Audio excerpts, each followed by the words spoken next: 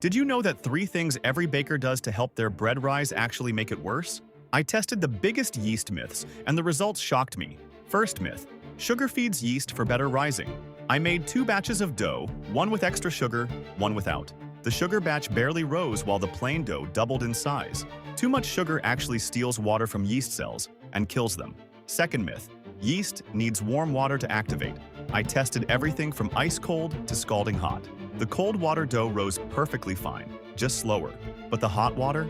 Dead yeast? Flatbread? Anything over 110 degrees Fahrenheit murders your yeast instantly. Third myth: foamy yeast means active yeast. I proved yeast can foam, but still be too weak to lift bread.